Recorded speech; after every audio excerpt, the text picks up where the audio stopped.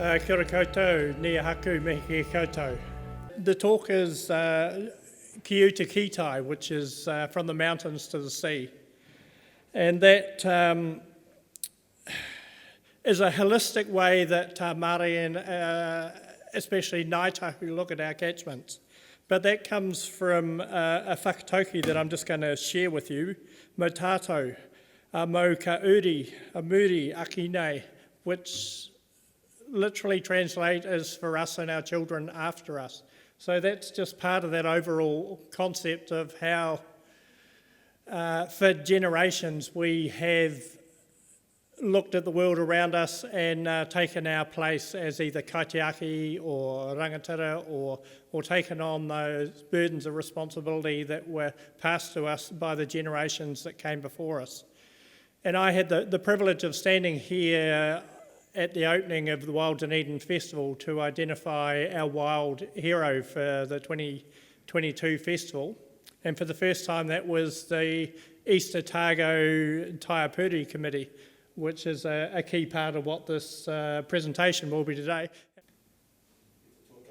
Huanei moto mihi kia maua tēnei timi ki a koe. Me hoki he te whānau kua tai mai tēnei timi ki a koutou.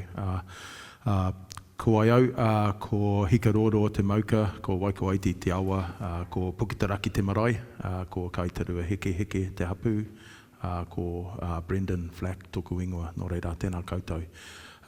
Kia ora everybody, my name is Brendan Flack. I live at a place called Karitane. I've come along today slightly fully prepared to give a kōrero about some of the work that takes place in our little part of the world. But before we carry on, I'll just let my esteemed colleague here introduce himself.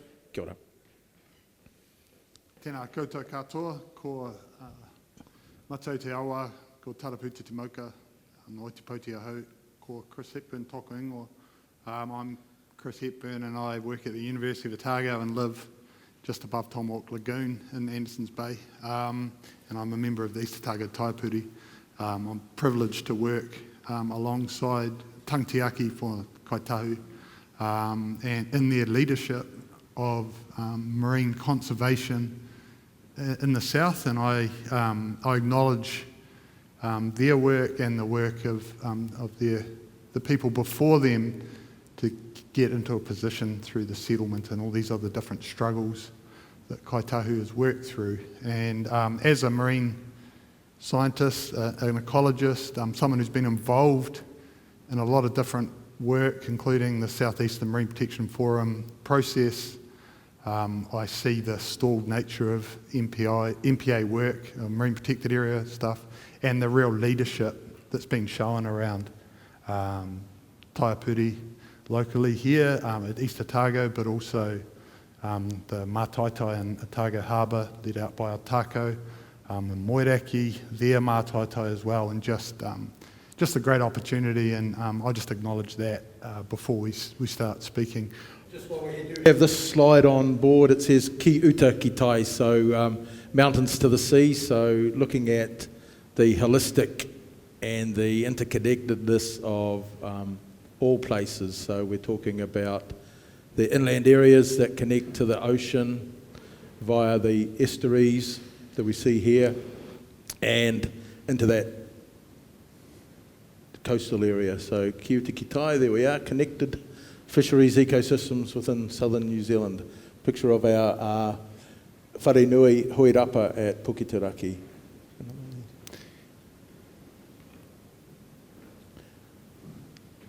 So I guess there's been a lot of talk lately about these three waters. We won't ask for a show of hands as in, I guess, our leanings towards these three waters, but really this slide essentially talks about the two waters, Waitai and Waimaori. So Waimaori being the fresh water and Waitai being the coastal waters, those coastal waters. And there's an old map here that was by Harry's Beatty, talked to some kaumātua living many years ago, and they I guess the idea behind this map was just to really show the place names and how they connected to mahinga kai, so that those waters that sustain mahinga kai. Mahinga kai is food workings, so anything that's a resource, not just things you can eat, but things you can actually use to sustain your life. Of course, before the advent of supermarkets and so forth, everything that you relied on, of course, was taken from nature. So perhaps just to express the full importance of water, when you ask someone in Te Reo Māori, ko waikoe, who are you? What you're actually saying is, whose waters are you from? Whose waters are you? So, or no waikoe, from whose waters are you? So the intrinsic importance of water, particularly fresh water in 2022, where we have so many demands on our fresh water, whether it be for new hydroelectric schemes that's being talked about in the hinterlands from here, or whether for irrigation, or a variety of things. And there's talk about ownership of water, and just how those old philosophies, how they are relevant in this modern era, where there's a dollar value put on those waters.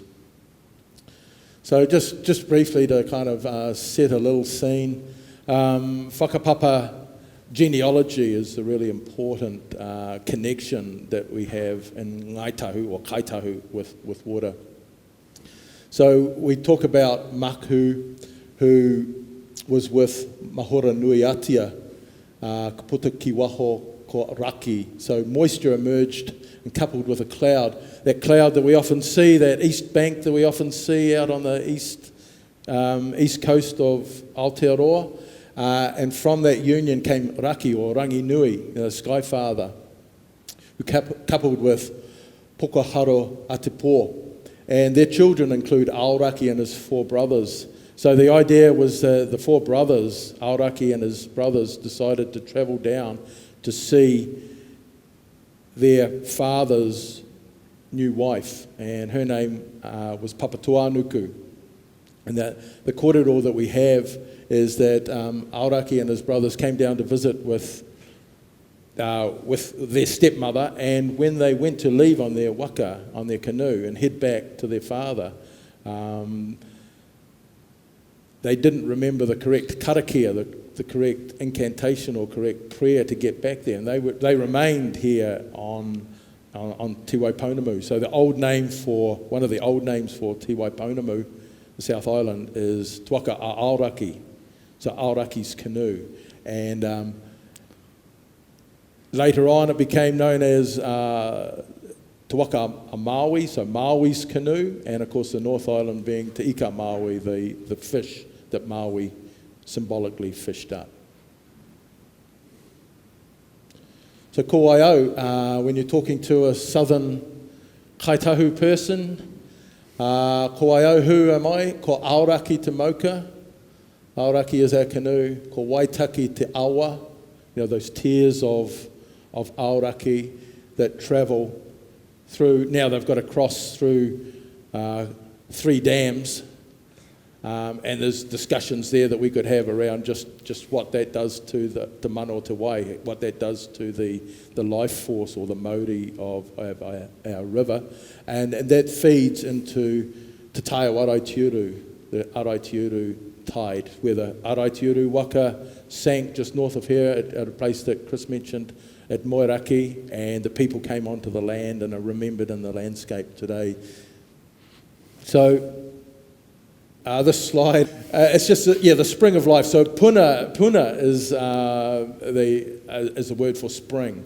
So we have our tupuna, our ancestors that we come from, leading down to ourselves, and then our mokapuna, those that come after us, and that responsibility that we have, and as Hoani had said a little earlier about mō tātou, for us and our children afterwards. So that is the governing sort of intergenerational work that feeds into those kaupapa, those things that we do currently in terms of restoration and habitat restoration. So I'm not sure, I might just briefly talk about He Pātaka Waiora, which is a project that we have on the Waikaiti River, a 200-year restoration plan that we are setting an intergenerational and achievable time frame for the restoration on this river. So we're going back to a time, looking back as a baseline, almost 200 years ago, and looking at those mahikai, those food workings that the tupuna of this place used and really relied on for their health and well-being, and looking at that as a baseline for the restoration that's going to take place for the next 200 years of our restoration. So as I mentioned with Wairua, that those two waters, Waitai and Waimaori, we'll forget about the third water at this stage, and then linking into our Taiapuri and Mātaitai that were mentioned. So these are customary protected areas that we'll go into in a little bit of detail shortly. Yeah, so I joined the East Taiga Taipuri in, I think, maybe 2007. And we're, as members of the Taipuri, we're gazetted by the Minister of Fisheries. And in many ways, what we do is kind of like an advisory role, but that's not what it's supposed to be. And so Hoani was talking a little bit about David Allison and his vision for the Taipuri and the kaumātua of Kati Huirapa. And they had a real vision of rebuilding that connection to their small part of their coastline, not their whole area, but the area between Ohuniamio or Cornish Head down to Waiwiki, is it Potato Point in the south. It's only 25 kilometres of coastline. So Taipuri are a type of local management, so it provides regulations.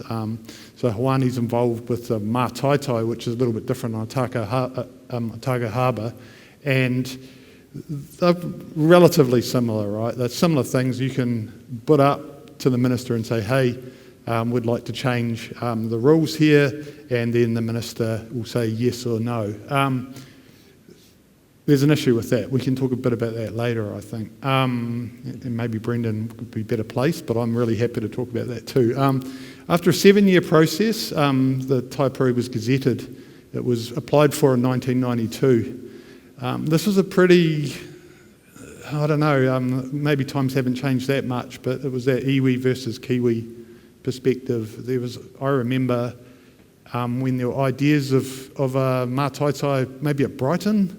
Hoani, I don't know if you remember that. I remember that being in the newspaper.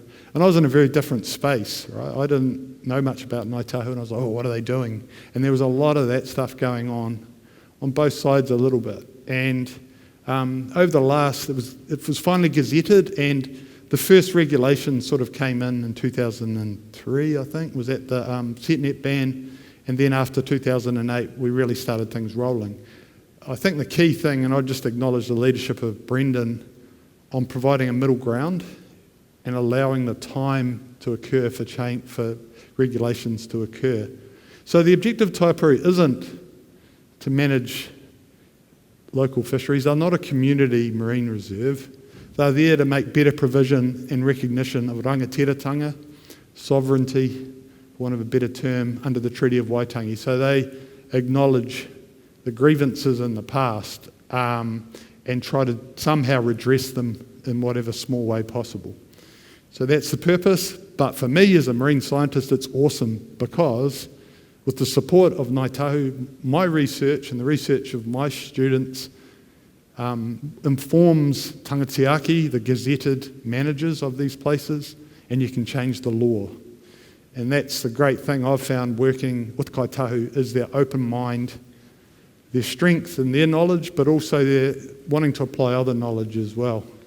The photo that's down in the bottom there, and there's Auntie Phyllis that I see sitting in the audience here, but and David Allison, who spoke about some of the trials and tribulations of setting up such a customary protection area, and along with the late Mahana Walsh, who was a real stalwart for Kati Huirapa and getting the Taipuri. And I was just thinking, Chris, that it was kind of ironic that the Taipuri get acknowledged in Wild Dunedin for with the award on Friday night, but for a long time we've been kind of keeping our heads down, not really wanting to get limelight because of we'll call it the political climate of the 1990s. It wasn't, there was a lot of fear of a Maori managed fishery and what that might mean. There was misinformation out there. People, letters to the editor actually saying, if, I'll put on my accent here, but if you let those Maoris look after the fishery, they're not going to let us on the beaches, kind of thing. This was some of the stuff, and it was letters to the ed. It was pretty horrible stuff, but I mean, we acknowledge that, and we've moved on, and it was great to see David here the other night and actually feeling very proud about the way that collectively bridges had been rebuilt and working together, and David's vision was to have a fishery for everyone, but using this settlement tool, if you like, or this fisheries tool for Māori rangatiratanga, so sovereignty over the fisheries, which what the treaty does allow for. Yeah. The gateway is known as Tiakitanga, and it is a southern dialect word for Tiakitanga or Kaitiakitanga. So this is on Huriawa Peninsula, and if anyone has ever been on Huriawa Peninsula, you'll see this gateway, a double rainbow that bridges the world of Takaroa with the world of Tāne Mahuta, so the mountains to the sea, once again, the concept. But really the principles of Kaitiakitanga, the first one we've got up there is rahui, so that is essentially restricting our activities. So these days we have, if we're talking about fisheries, for instance, we have 7 mil wetsuits, we have weight belts, we have scuba gear, we have boats that can go out pretty much every day, apart from the odd day, and we've got GPS, we've got big nets, you name it, we all know what technology is like now, but rahui is a way of, addressing some of those technology issues that really there's not a rock that's unturned or that's not known of in our coastline. So there's very little species that are not known. So there's the opportunity there to overfish, pretty much any species should you wish to. So rahui is something that it's an old tradition where you put a restriction on something let it rest for a while to rebalance itself. Now Maori, I might have mentioned that before, Maori is the life force that any species, any area, everything in the Māori world view has Maori, so like that life force. And as human beings, we have the ability to enhance or degrade the Maori of an area, of a forest, of a fishery, simply by our actions. We can do good or we can do bad. And utu is that reciprocal responsibility that we have. So if we take, we need to give, and so forth. So as people who love fisheries and eating fish, we all have a responsibility to do something to actually make that fishery healthy, and for our, as that previous slide, for our mokopuna, for the descendants that follow us. And of course, that last couple of principles, papatuanuku and takaroa. So we talked about ranginui and papatuanuku, but papatuanuku, in our understanding of the natural environment, Papatuanuku's first husband was Takaroa, so Earth Mother and the ocean were the first relationship. And it was only when Takaroa went to go and bury the placenta of one of their children that Raki Nui came down, saw Papatuanuku and thought he would be with her, and then I guess the world as we know it, and Aoraki and his brothers and so forth. So that's... Yeah, I might just... I'm one of the least spiritual people you'll meet.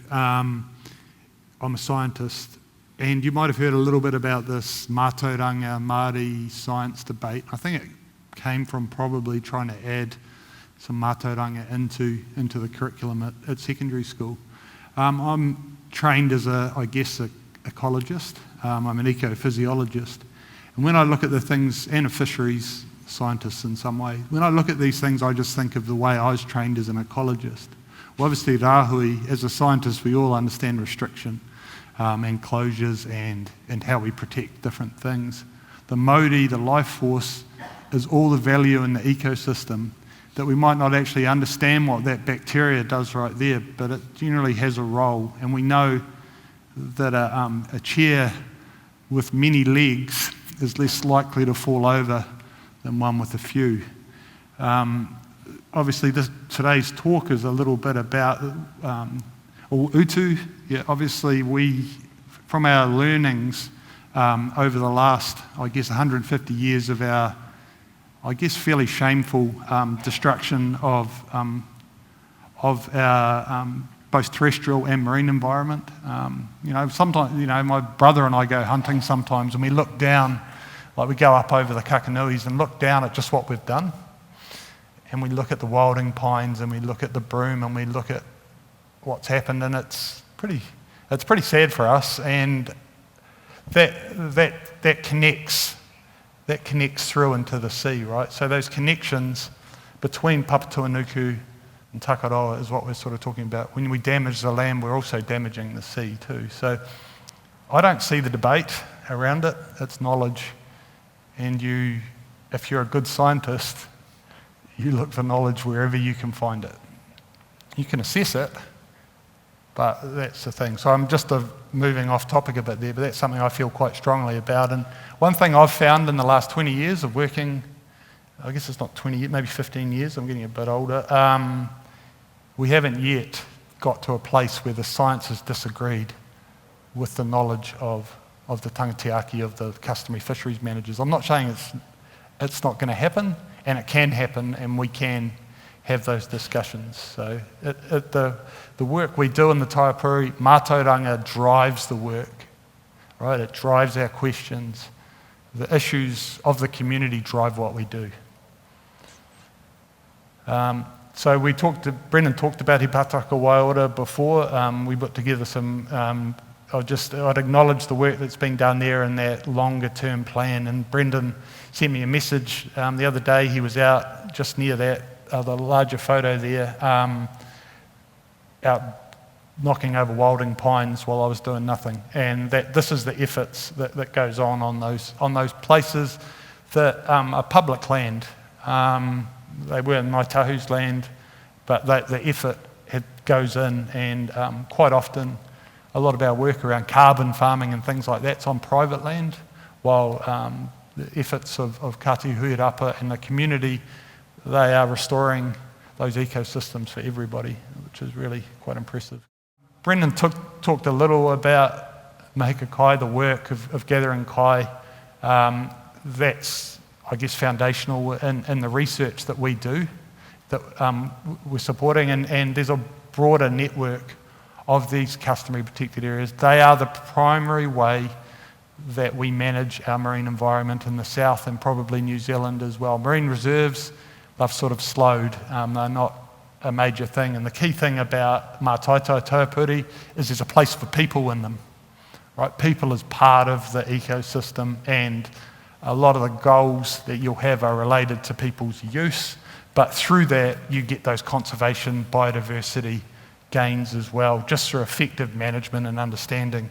That's a pretty exciting and impressive network, and it's a lot of work for everybody, including scientists, but particularly the tangatiaki and the people of Ngāi Tahu have taken up this huge responsibility.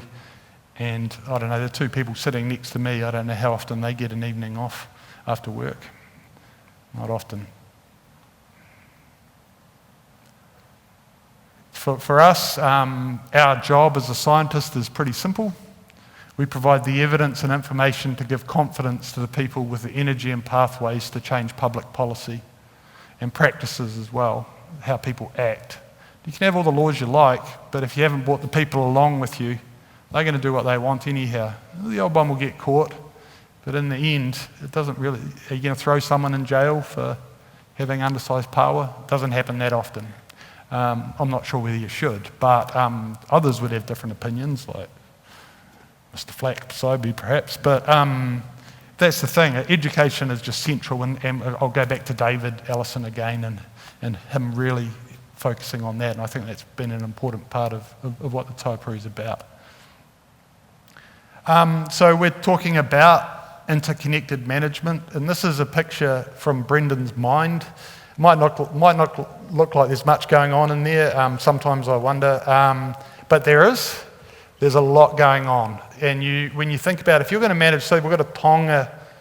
I'm not very good with rights and lefts. Tonga species there. Say if you're focused on, I don't know, can we find power? Right there. You can see the connections of that species right through and the things you need to understand to actually manage power. Fishing's part of it, and it's probably the primary thing with that species, but we have sediment running off the land, we have warming events, we have naughty scientists coming in, taking power and not getting the right permits. All of these different things. So when you actually say, hey, Brendan, Hoani, get out there and you manage the marine environment for us as a community group, it's real complex and it's not cheaper. It's possibly more expensive, it's better, but and there's roles for the traditional agencies as well. I see Jim sitting there and thinks, oh, is there still a job for me? I'm sure you're there somewhere, Jim, around the Macrosistis Forest probably. So yeah, that's all. There's Doc there. It's not just a small one. Did we get a bigger one at the university? Probably not. Yeah, so that's just a really interesting thing, and it speaks to me about the complexity of these things. Sometimes you just can't make a strategy or a plan. You've got to use rules of thumb. You've got to use what's in your mind and just stick to principles. And this is a rather dull paper I let out writing a little bit about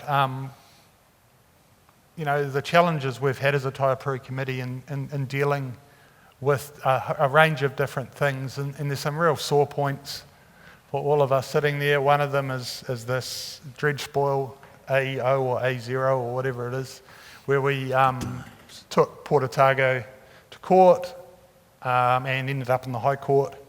But all we wanted was them to monitor the kelp forests along the coast here, just to protect them, and that was horrible. We didn't think it would be 10 years, and we didn't think we'd end up at Port Otago in their offices actually looking at what was happening and trying to deal with issues around engineering that we knew nothing about. You can see sewage disposal sites, one in Warrington, one in Seacliff, and one in Waikouaiti, and Brendan and Paddy Vanderberg in particular have fought for many years to get them upgraded, and with sea level rise and all the things that are happening, there's a lot to be done there. We have the largest open cast gold mine in New Zealand in the headwaters of the Waikouaiti. We have forestry coming in. It's all happening. So what happens in this catchment has a direct impact on particularly the kelp forest communities on the coast there, and this drives all of the values that associate with this. So what you do up in the catchments is key for actually having a productive ecosystem. obviously there's threats as well, and one of them is marine reserves. If you have a small area, like say, for example, Kati Huirapa, and then a major part of that becomes a marine reserve where you can't get access and do the customary things that the settlement was based on, it can be a real challenge. So, you know, Ngāi Tahu's engaged right through this process, and for me, I hope there will be marine reserves on this coast. I know there will be, but I hope that they don't extinguish some of those customary rights and those things that Ngāi Tahu or Kaitahu should maintain, because why wouldn't we let that continue? I just think it's a matter of trust. That's not, quite often you'll hear people say, I don't know, I'm probably going off topic here, but I'm going to, probably you'll say, oh, Māori are opposed to marine reserves. Well, the view of what I've heard is they don't particularly like an area being shut up and then no one doing anything with it. That'd be, you know, you have a government suddenly in charge of an area and you don't see any management occurring. And when that's a quarter of your tribal area, it's a bit of an issue. So I don't know whether, it's probably a lot deeper than that, but that's the issue. And we're hoping that maybe this could provide an example to the rest of the nation for how you might do it right. Yeah, so when the government does shut up an area like that, it directly impinges on fisheries settlement for Māori.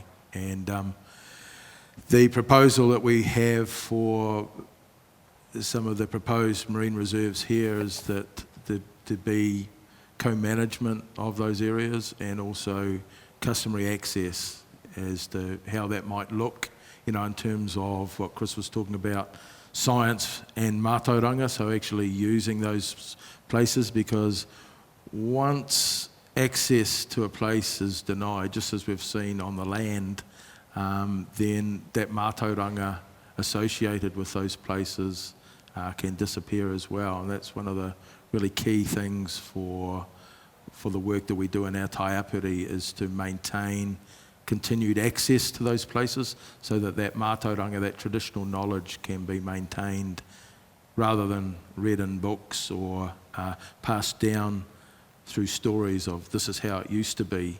We actually need to have our people connected to those places so that they maintain that connection, and then they have a vested interest in making sure that that place is protected for the future. Yeah, so the big elephant in the room for all of us is climate change, and things keep me up at night. It's generally not climate change, but it should be. And these warming events that we're starting to see on our coastline, and what we actually do about it. You know, here's an example of one of the heat waves we've had recently. There's a very strong heat wave on the west coast.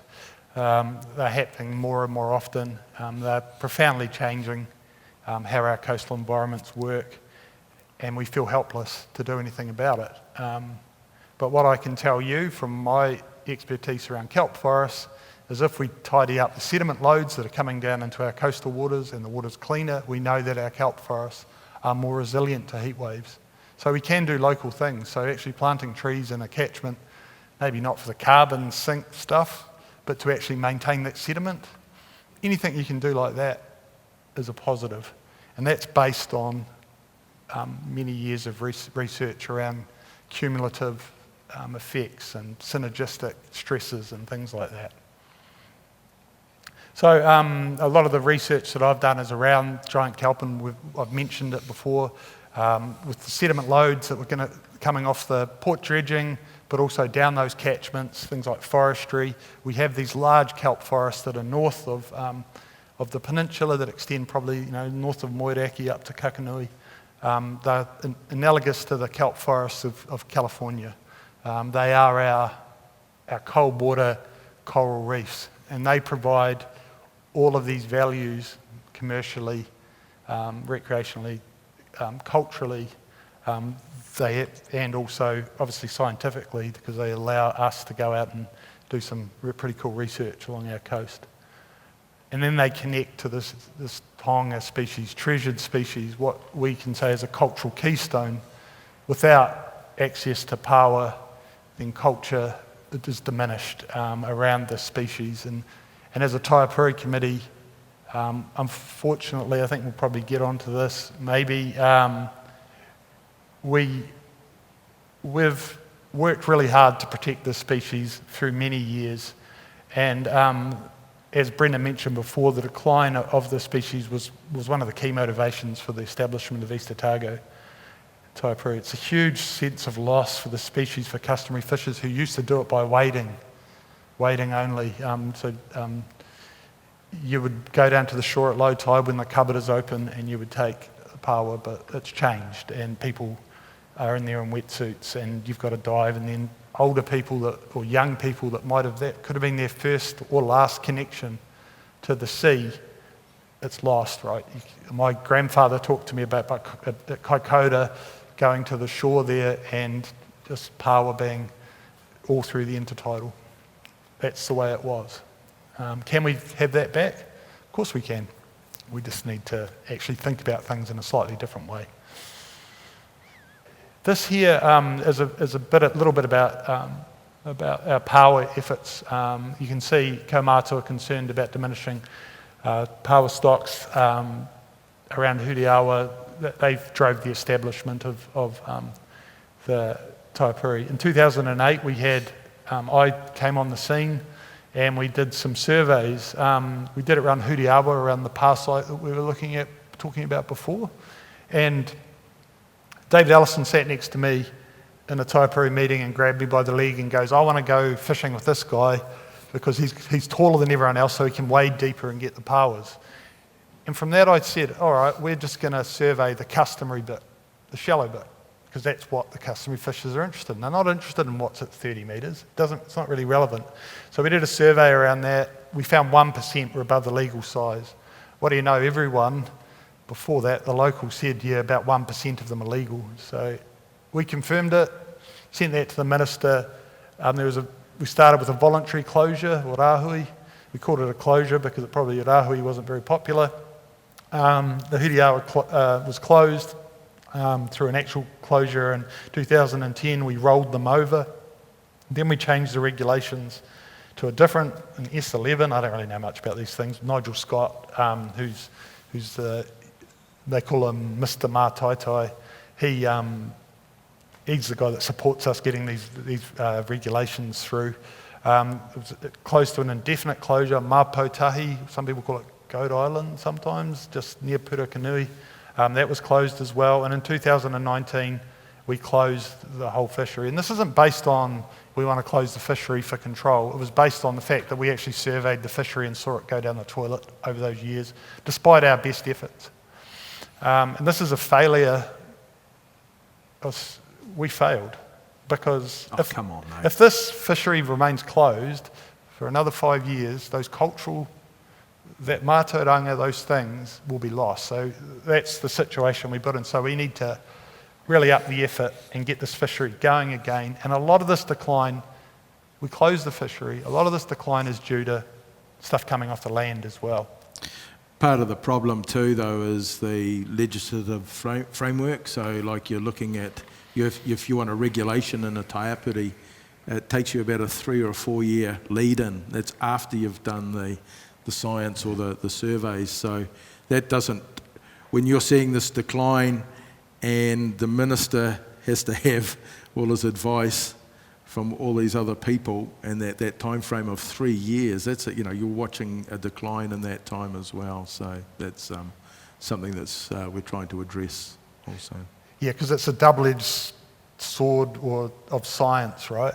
Because the Taipuris had access to science, it's a really powerful tool, right? You provide that science, you tend to get things through. But this legislation doesn't require science. It's not what it's about. It's the view of the tangatiaki whether it's sustainable, and that needs to be really thought about. So as scientists, it's great for us to be engaged, but at the same time, but it comes down to trust.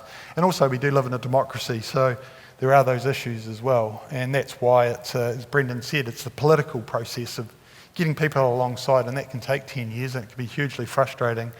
Not for me, I just get to ride along, but certainly for the people actually driving and pushing this forward, it must be hugely frustrating.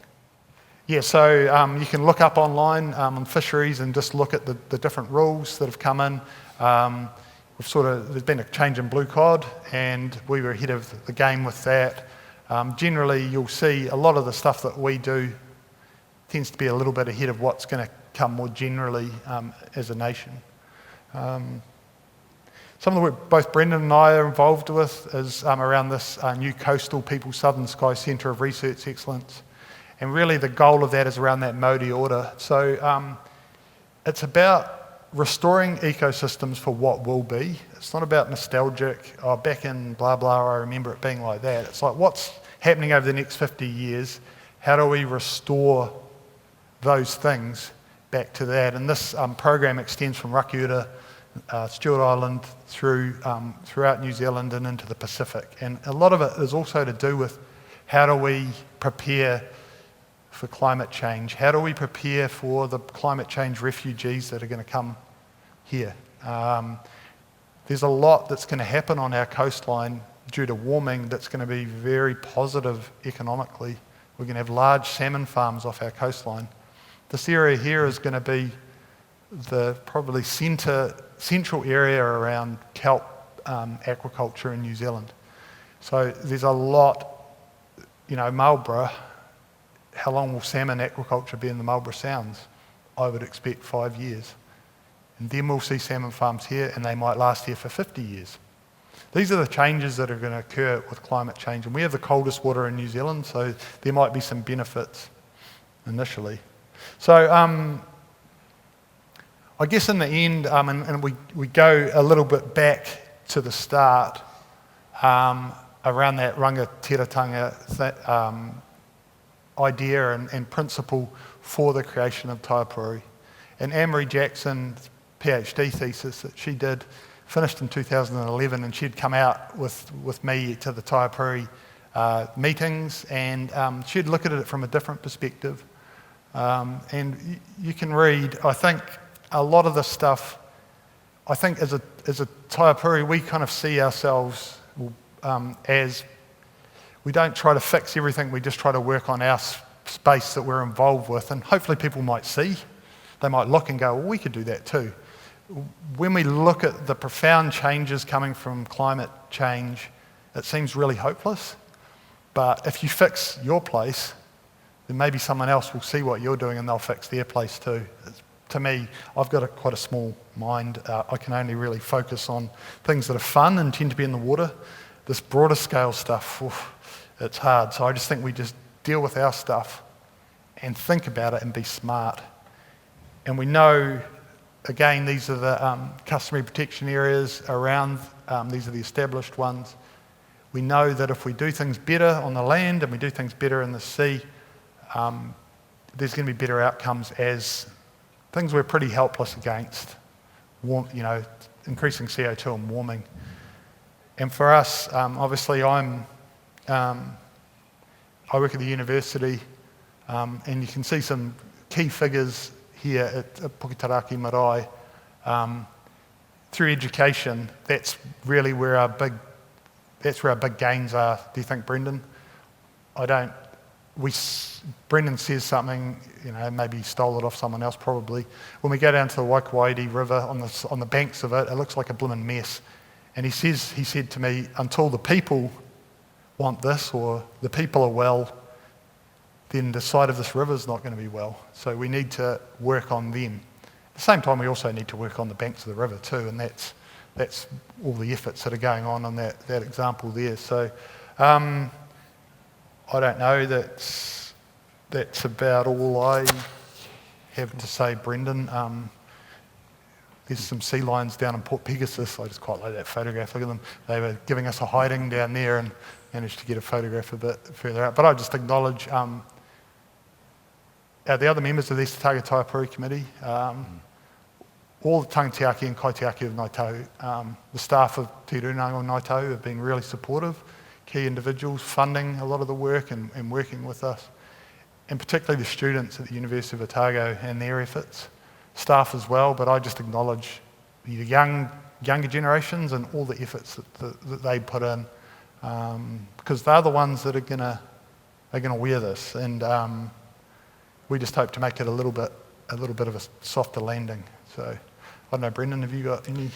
No, well, I guess we kind of just thinking of some of the words we've used here. There's quite a lot of negativity, and you know, it almost kind of feels like, you know, the good old days have already been. But I do think that, you know, with technology and with education and, you know, our young people coming through that are not only tangata tiaki, you know, those inherited stewards, if you like, but also they're well educated as well, much more well educated than many people from my generation. So I think, you know, there's a real opportunity there with the technology, and just one of the things that we're working on, for instance, is, and I don't know if we mentioned it, but a program that Ngāi Tahu has around removing Undaria out of it. So this is that invasive seaweed. So removing that out of the gorse of the sea, it's called, removing that. But we're training our young people to get in the water, and they actually, when you put your head under the water, you're actually seeing another world in there too. So although you know, it's about this Undaria control program, there's a lot more benefits out of that. There's products that can be made out of it, you know, a whole bunch of products that can be made out of it, for instance. But it's also an opportunity for us to train our young ones, to get them in the water, get them wet, get them under there, and valuing what you can't see below the horizon. So I think, you know, the future is bright. And it's just a matter of us, I guess, keeping our eyes on the prize, if you like, for want of a better whakatauki. But keeping, just understanding what's happening there, and not perhaps turning a blind eye that might have happened, you know, a generation or two earlier when people were kind of excluded from these places. So, yeah. So, kia ora, Brendan, Chris. There was various times in there that I really wanted to say something, and thanks for acknowledging the mataitae that Ōtākau has in place and the rest of those tools that are available under the South Island customary regulations for us as mana whenua, tangata whenua, tangatiaki to use to look after those places that are important to us. But a question just came up, because you talked about the 20 or so years that the mataitae has been in place, and we acknowledge that it's a little bit longer than that, but the management committee came into place 21 years ago, so this is your 21st year of operation, which to me is a generation, and that Mataranga could be lost due to lack of participation, due to or Pokutaraki's kai mana, so their prized kai moana being power not being accessible in the way it was to those that came before the current managers. And I'm in a roundabout way getting to the point of asking them a question. But after they've answered my question, we'll open the floor up for the rest of you here to answer those questions. And we have some volunteers that will bring microphones out to anyone that wants to ask a question. But mine is really around the fact that we have the South Island Customary Fisheries Regs that provides lots of tools, but nearly all those tools, including Taipuri, are place-based, which means you're just protecting a small area. And now that you've had 2 decades or a generation of seeing how that tool works, is that the right tool to be used in that location, or are there other tools out there you might have a preference for using? And I'd ask that to both yourself, Brendan, and Chris, because you'll have a different perspective on that. Yeah, well, perhaps I'll have a first crack at that, Hoane. Yeah, the place-based, I think local management by people who have the most to gain or lose by the decisions, I think that's key. When decisions are made in Wellington, for instance, they're quite broad and don't always connect to the issue.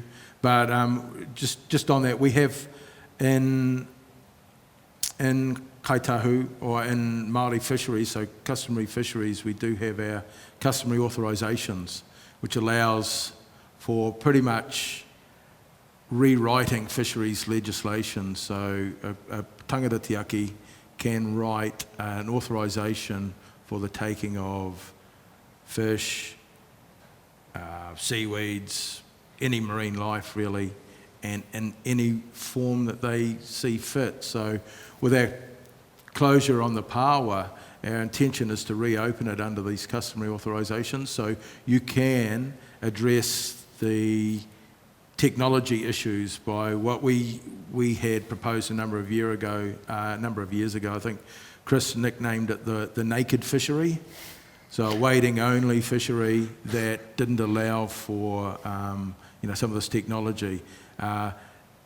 MPI said that's too dangerous. Our waters are too cold, and we don't want to see naked people running around. But what we can actually do is, with that closure, we can authorise for not the largest breeding population, but we can actually create like a slot fishery, so you can actually take those fishes, for pawas that have been able to be taken within the intertidal, and firstly accessible to the very old and to the very young, because they've had no opportunity to access them for a number of years in a shared fishery. So, so watch this space. It's going to be, I guess, a little bit hard for the ministers to get their heads around, but that tool is there, and rather than reinventing the wheel, we're going to use something that we have been able to use for, as you say, 20 or 30 years since those the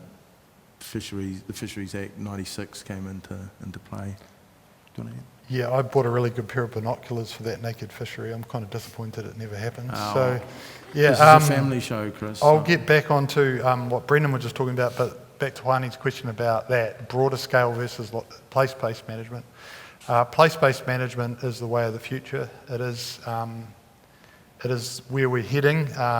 It's that, if you ever want to read any scientific fishery stuff, there's a guy called Daniel Pauly, and he writes that when we transition from being roving executioners to more gardeners, when we treat the marine environment like a garden rather than a mine, then we'll get to that place. We expect that Fisheries New Zealand, Department of Conservation, regional councils do the other broader stuff well too. So you can't just manage a place and expect to, say, for example, manage sharks very well that move through your area, but we would be hopeful that broader stuff would sort of fold around these place-based tools. So that is the future, I think, and particularly of coastal management, because of the diversity of productivity and uses and just such complex places. And a lot of it will come to rules of thumb, things like Mataranga, local knowledge, they'll be so key. Around the authorisation fishery, as a fishery scientist, we want to know how much fish is coming off a reef. We want to know how many fish are being taken. At the moment, in the recreational space, we just don't know. Bag limits don't work. We don't know. There could be 1,000 people going down there could be one. They'd all have the right to have 10 paua. Is there, I'm not very good with maths, is there 10,000 paua coming off, or is there 10? We don't know. And that's what the authorisation thing allows, because it's recorded. And the tangatiaki, it's their information. And as scientists, we can inform. So Guy Nanalingam, who is working alongside Brendan, is using all the information we've gathered around growth of paua and things like that to actually guide. The Mataranga comes first, but this information will allow a tangatiaki to make a decision where to fish, when to fish, how much to take, and then we can assess it as scientists, what was the impact of that, and then learn from that, and then share that information with others. So I think places where it's at and coastal stuff, you think of the coast here, your area with the canyons and the importance of that. It's not a huge area, and that drives everything. So, No, thanks for that. Oh, kia ora koroa. Thanks very much for your talk, Brendan and Chris. It was really interesting. I I was just, there was a slide up there, I think it was Anne-Marie Jackson had said that, you know, the difficulties with the, you know, the limitations on the Taipuri tool, and I guess I was just wondering, I wanted to understand a bit about that, and whether the Minister had ever refused a recommendation of the committee. And I was also kind of interested in what you were saying, Chris, about how the advocacy role that the committee has, and whether the committee has a sort of a wider role than what's actually provided for in the legislation. Yeah, in terms of that second part, yes, yeah, the RMA, for instance, is something, you know, like with dealing with sedimentation. So rather than under the Fisheries Act, under the Resource Management Act, yeah, I guess our mandate, sometimes we potentially overstep the legislation in terms of addressing some of those issues, like what Chris said regarding the Port Otago, we'll call it the fiasco, the dredging, well, not so much the dredging, because that's Otago's take, but the deposition of the spoil, you know, 7.5 million cubic metres of silt that's potentially going to be put just in that area offshore in a 3-month period. That was the original application that went to for the dredging. So as Chris said, like having to deal with those kind of issues, probably outside the mandate of the Fisheries Act. But going back to the first part of the question regarding, has the Minister ever refused? They do it it's the fisheries, and Chris can probably talk on this, but the fisheries legislation has been described as the dark labyrinth. So it's like there's so much evidence that has to be put forward, but not only that, there's so many processes that have to go there that by the time that the Minister actually approves something, it might be 5 years out of date, and that issue's already gone because that species might be in, what do they call it, extinction. No, it's a very long-winded process, and rather than actually refusing, it's asking for more evidence. Yeah, I think that the example of one they didn't go with was the wading-only fishery. That was too much. And they said that, how would that work?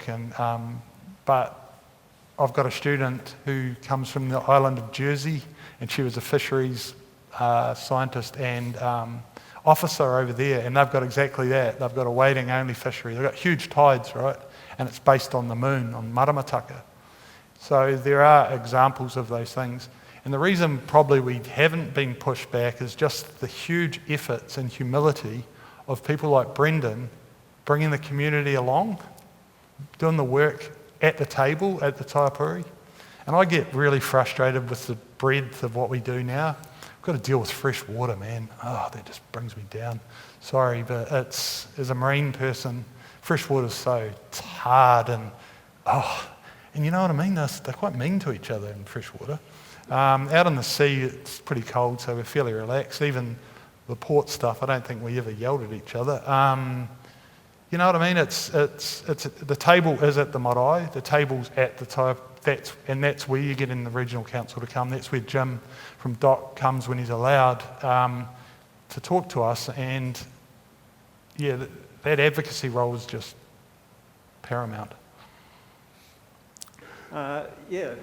Fantastic group to come along to, and it's that integrated management of coastal and marine sort of area that it's so hard to achieve across all the different legislations and that sort of thing, and you've done a great role in bridging that gap, and probably the most research across the Otago coastline that's occurred in the last 20 years as well. But my question, and I was involved with reseeding of paua at one stage, which was great fun. You know, it's always good to be able to get out there in the briny and actually do something, give back, as you discussed earlier. Are there opportunities? What are the opportunities for for public to get more involved with the Taipuri. Yeah, well, Jim, as you know, the table's always open to anyone who, you know, is interested to come along. So it's, in terms of, the power reseeding, that was kind of the first, I guess, proactive stuff that we had ever done. And I know Chris and I have different views on how the success of that reseeding, but it was an opportunity for the community to actually take ownership of a local fishery. From then on, we kind of considered that those powers that were put in on those days were community powers. They weren't recreational or they weren't commercial, but they were community. Do you want to add anything?